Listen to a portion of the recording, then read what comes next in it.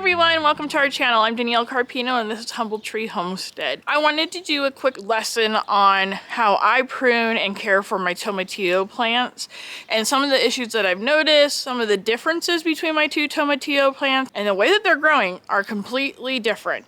So I wanted to give you guys just kind of a quick look at my tomatillos and what I'm doing. Over here we have my tomatillo plants. This is my purple tomatillo. This one is growing shorter but a lot bushier. It's more of a bush form. So the purple tomatillo, I do a little bit of pruning on it just to keep it out of my walkways. Our green tomatillo, as you can see, is growing like a tree, not a bush. It is very tall. Most of the fruit that it has produced has been at a higher level and not so much going on in the lower section of this plant. I am almost 5'9" and this bush goes way higher than my head. If I had the space, that would be completely fine. However, I don't have the space to just let it take over and do whatever it wants. So I have to prune that one to kind of keep it manageable and keep it within its perimeter and foot space that I gave it in the garden. Otherwise, it takes over my walkways. You can see it's like entering in to my tomatoes. It's really hard for me to walk through there. If we take a closer look at the purple tomatillo plant, you're gonna see different points on here where I have pruned. You'll notice that the plant still looks very healthy. Pruning your plant can actually be extremely beneficial as long as it's not a determinate variety, one that already says, hey, I can only produce this much fruit. When you start going and chopping back on those, then you're not gonna get the yield that you normally would from your garden. However, in a plant like a tomatillo, you can really kind of go in and trim it and train it to do what you want it to do. And it benefits the plant too, because all of its energy isn't going into vegetation. It's going into producing blossoms and fruit and letting the fruit mature completely. And it actually can be extremely beneficial for your plant. I don't want anybody feeling like you have to have all these special tools to do things in the garden, because it can become really expensive when you're first starting. And it's not necessary that to have all the things right away. Yes, they're nice and they make the job way easier, but up until now I was pruning this thing using scissors. However, I did go and get myself some pruners. They're a Fisker's pruner. I got them from Walmart and they were under $15. I want to say they were like around 11 or 12, but I'm not positive. This is making it a lot easier to cut things in the garden because the scissors obviously break down after a while. Plus this has that nice curve. Pointed tip at the front makes it a little easier to kind of get into some of the harder to reach bushes. So when you take a long look at the plant, you're going to see that there are long branches off this tomatillo plant that go all the way down to the base. When you look off of that long stem, you're going to see that there's new shoots that actually start forming off of it. This is kind of the start of a new one. See how it's kind of shorter, but it's kind of branching out into a new branch. It's forming multiple sets of leaves on it, and you have the husk of a fruit that's starting to produce on it. You'll get blossoms on it. These are the ones that are going to continue to kind of grow out into your walkway. They'll keep producing for you. So if you have the space, go ahead and let them go.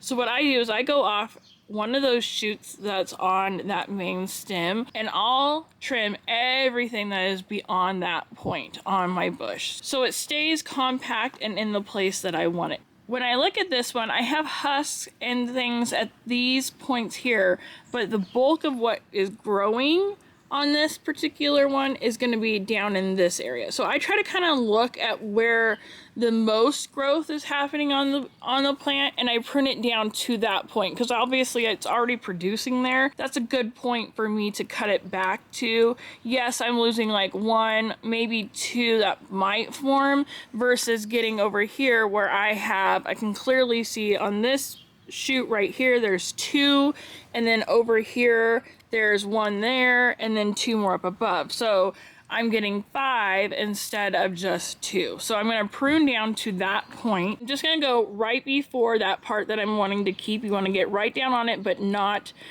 cutting it. And you're just going to trim that off. Now, as you can see, I pruned this part off. It took that whole thing out of my walkway, and it now left me with this branch that'll grow, and it's kind of growing in an upward direction, and this branch over here is fine in the space that it's in right now. If it starts encroaching, it'll probably be new shoots, so I can just cut those. I have put more energy into what is already forming on the plant, and I have also given it the energy to grow in other places that I am desiring it to be. This one right here is a good example of what I was just telling you about, the direction that these will grow, and that what you'll be trimming off after that point are going to be the new shoots. So you can see right here, I have pruned it back at one point and it started to shoot out over this way, which is fine. It was totally okay until it started getting into these new shoots that are actually kind of getting into my walkway again. So I can either go back to this cluster right here, which is right off of the stem, and it'll kind of grow. You can see it's pointing this direction, so it'll kind of grow this way, which will keep it out of my walkway. Or I can even go with this one right here, and I'll just know that I have to, once it spreads out and multiplies, that I'm going to have to cut it. So you just kind of look at it and assess what you're wanting and how you want that plant to grow. Like, what direction is it going to be most helpful? So I want to show you a little bit better, like how to kind of look and assess the direction that that branch is going to grow. This is the main stem. And you can see I have a shoot going off that way. So if you follow that along, it's going to grow into this area.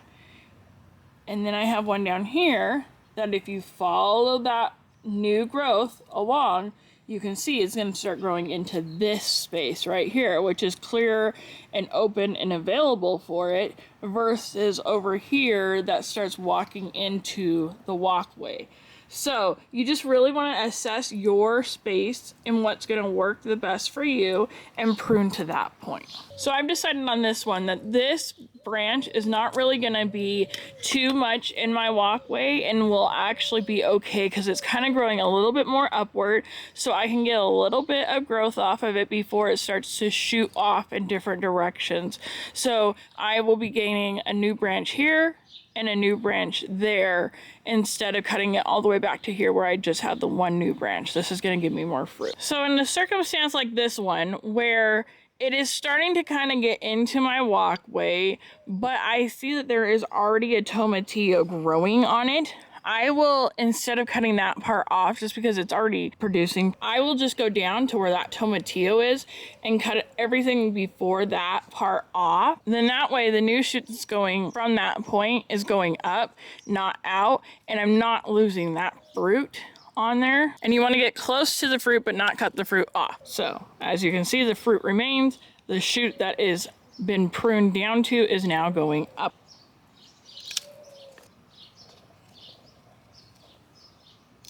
My green tomatillo, it's going to be the same method, only we're doing it up taller.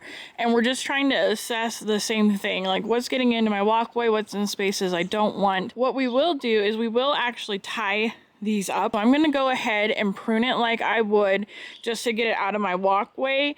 And then from there we can start tying it up and kind of training it up and in a certain space. Right here we have the walkway, and I am wanting to clear these from that walkway. So when I assess this plant, I notice that right here, this shoot is growing straight up. These ones are growing out. So I'm going to cut off at that point, because when I go to actually stake this up, cutting it off, the part that was going straight out has now left me with a lead that's growing straight up, which will actually make it easier to tie up and maintain. Once it gets past my head, I don't really mind them growing out as long as they're not interrupting my tomatoes over here. But until then, I have to be able to get through here. So that's what I'm going to do, is I'm just going to cut them at the point that will be the most beneficial come time to tie it up and keep it off of my walkway.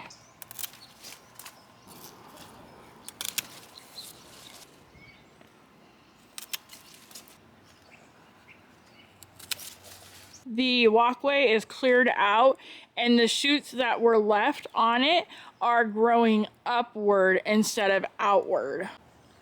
So now let's handle these ones that are actually laying over and into my other garden space. It is sad to do this because there is a lot of growth on there, but it's gonna start making it to where my other plants like my squash and zucchini don't grow because they're not getting enough sun. So really you kind of have to assess like which is better to lose, an entire plant of squash or zucchini or one stem. So I'm going to go over here and I am going to where the first shoot really looks like it's growing up, and I'm just going to cut it back to that point. And yes, I had to lose all of that, but it made the space more open for my other two that I'm training to grow up, and it will train that branch to go in an upward direction, and I can tie it up at that point and not lose any more. As you can see, when we stand back, we have now pruned those tomatillo plants. They are going out of the walkways. They are all pruned in an upward position, so that way they stay out of the walkway and easily accessible at the bottoms for watering, fertilizing, tending to, harvesting, anything that might have to be done. What we're gonna do is we're gonna shoot this video over the course of a week. For you guys, it's gonna be the next shot, but for me, it's gonna be over the course of the week. I'm telling you this so you know the time frame. And the reason I wanna do that is I wanna show you that even though it may look really drastic and it may be shocking for you to prune your tomatillo plant back, it will be helpful. I want you to see the growth in a week's time. I also have a few things that I want to troubleshoot on this that I'd like to show you guys as well. Like I'm going to tie this up. I'd love to show you guys doing that. So that way you have a complete tomatillo video instead of one that's, you know, for this and one that's for that. This way it's kind of like, if I have an issue with a tomatillo, I'm going to this video.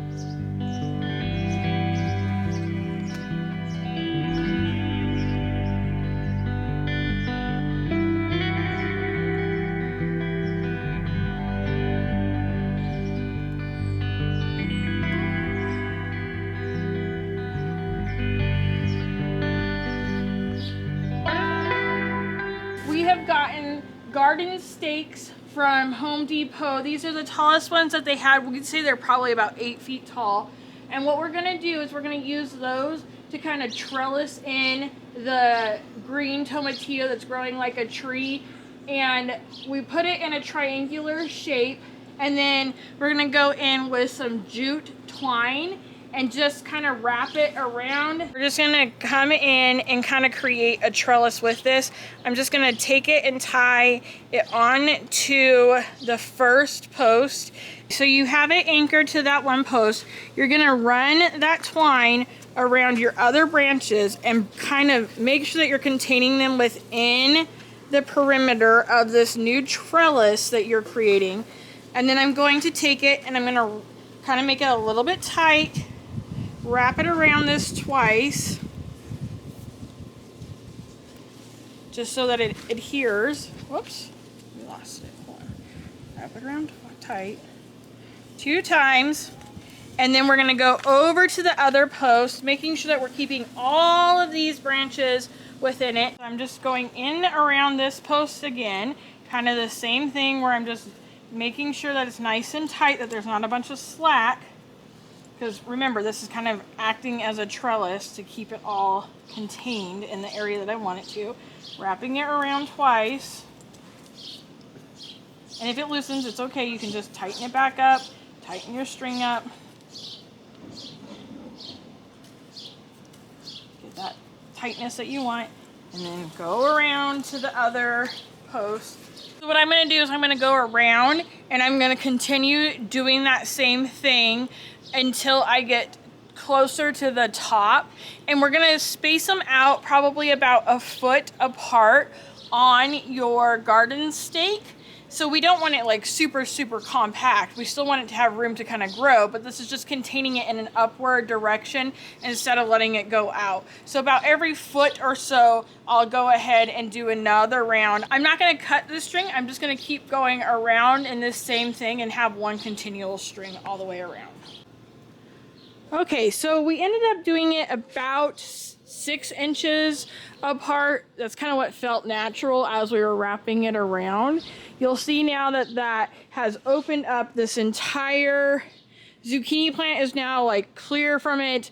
The tomatoes are clear from it. We went up to a height that was above my head. So anything beyond where we did this one, it's okay if it starts leaning over because I can still get through here and it still is allowing me to have an open space in my walkway.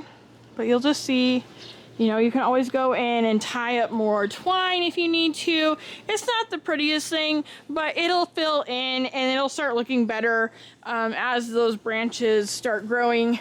But it just kind of helps to keep that plant contained in its space and not, especially as the fruit starts to grow on it, it's not going to really weigh down those branches. It'll actually just kind of keep it contained in an area, actually protect the plant from breaking off. We can let all those new shoots grow because we're not worried about them falling over or falling into my walk spaces or anything like that. It just kind of creates a trellis for that plant that is naturally wanting to grow taller.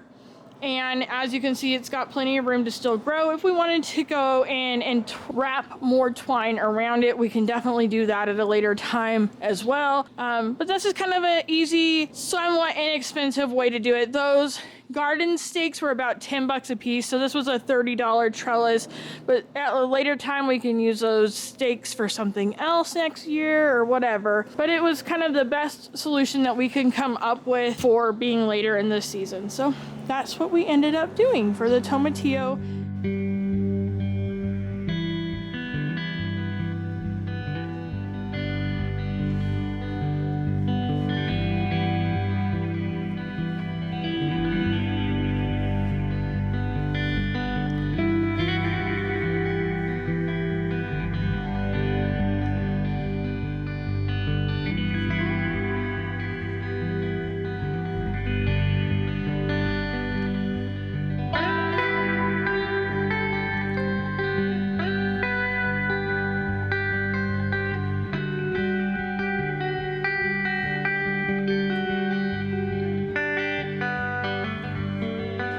Okay everyone, so truth be told, it has actually been 2 more weeks since we recorded that video. So we're looking at 3 weeks total time on this entire video.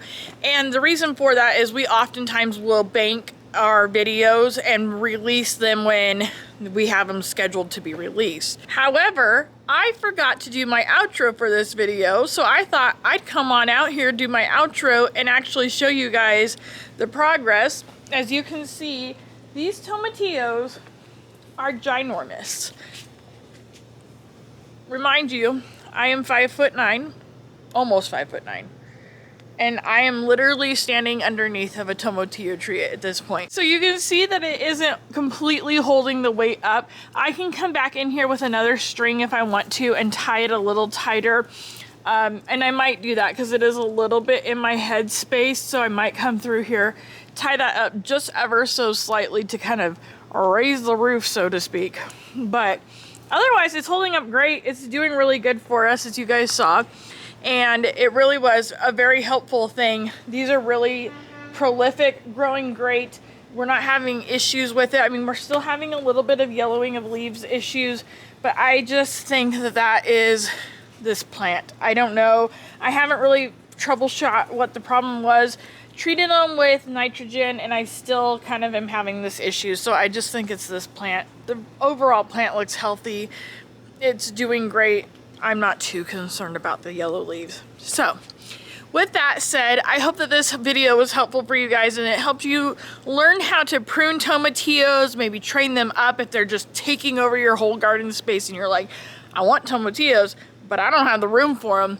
This is a great way to do that. So hopefully it was helpful and you got some good information, some good tips, and just a great look at our garden and how fast it's producing and how fast everything is changing. It is wild. It is absolutely wild and I love every minute of it. Until the next video, you guys, just remember that humble beginnings can grow mighty things if you just tend to them. Love you guys. Bye.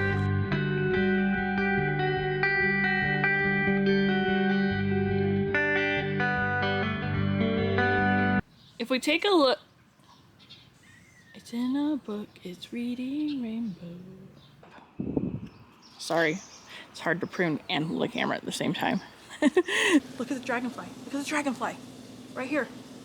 That's so cool. So cool. However, we can go, oh hey look, hold on. There's a praying mantis in there, you guys. See him? The brown one right there? See him move? Pretty cool, huh? You guys have seen a dragonfly now and a praying mantis.